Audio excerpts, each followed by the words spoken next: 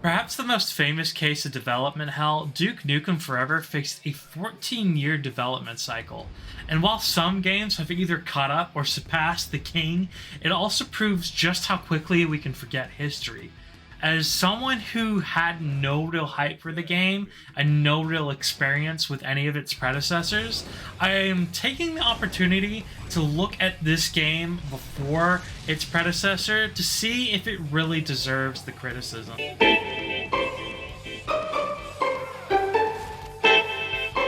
Spoilers are ahead, so if you don't want to hear them, skip to the time on the screen now.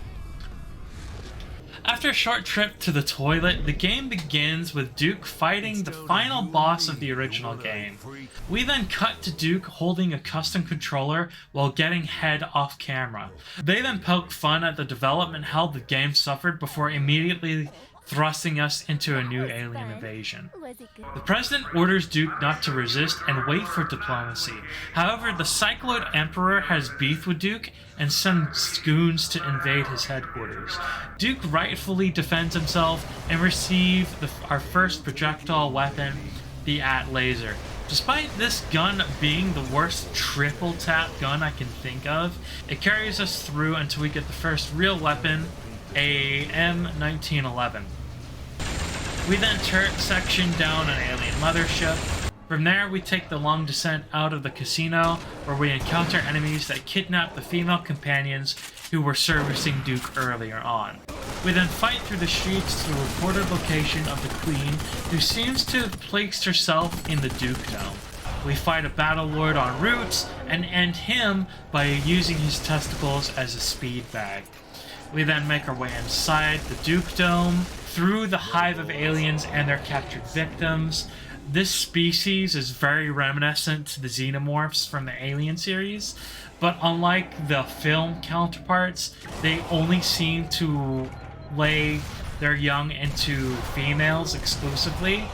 And while there are male victims here, they all seem to have died a long time ago.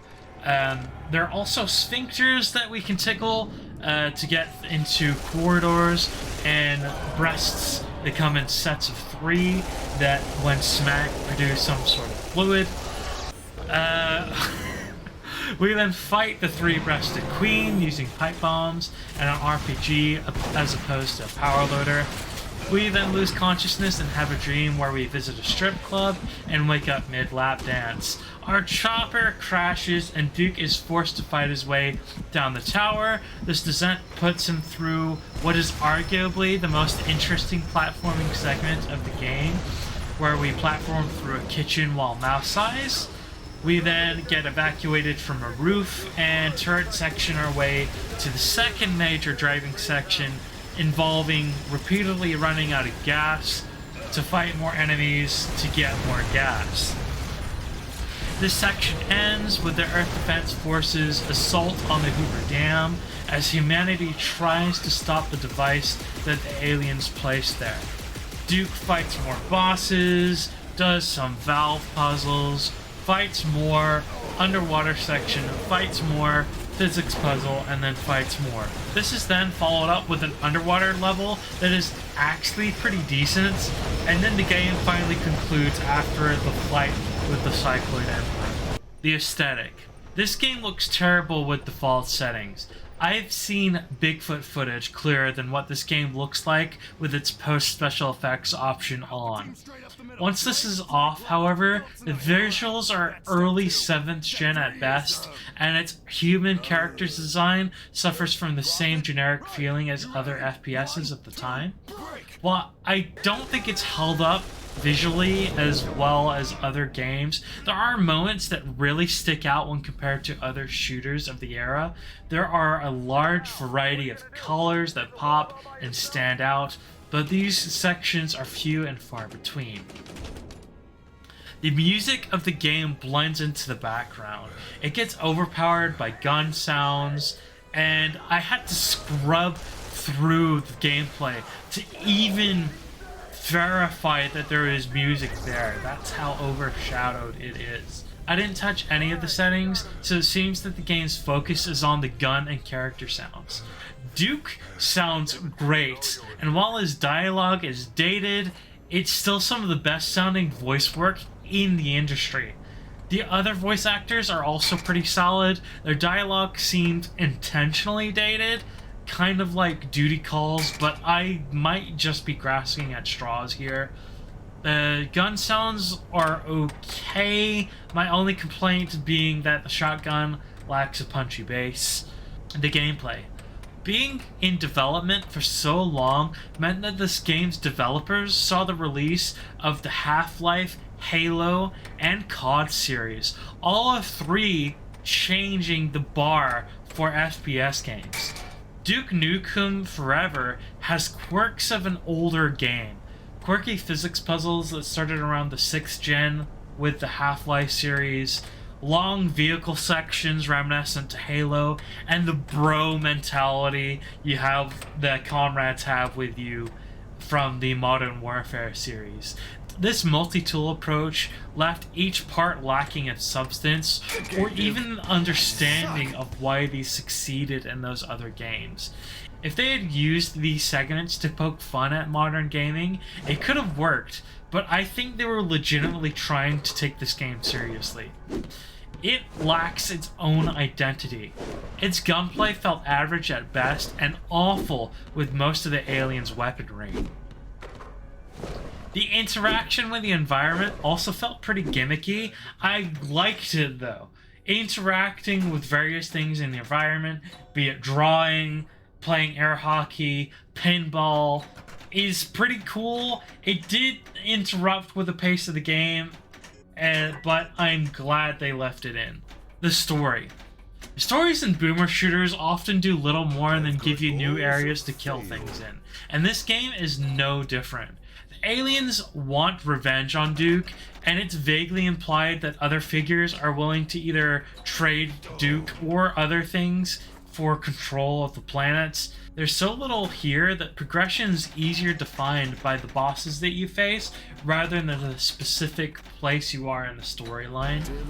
While a good story isn't everything, boomer shooter's core focus being gameplay, for example, the gameplay here doesn't quite make up for the lack of intrigue in the story. So after taking all that in, how well does Duke do on the A scale? Accessibility. Duke Nukem is reasonably accessible. It does the bare necessities, it has toggleable subtitles, and there's a difficulty scale that can be managed by most players. The bosses are fairly easy to understand, and gaming tips in the game can help you if you're having trouble. I played casually on a medium difficulty. I died a few times, but none of them felt cheap. A change of tactics or weapons will be more than enough to see most people through the game. Convenience. Duke Nukem Forever is available on Steam or physically for Xbox 360 or PS3. It's an older game now that didn't perform, and while its non-sales price is $20, it is on sale more often than other games.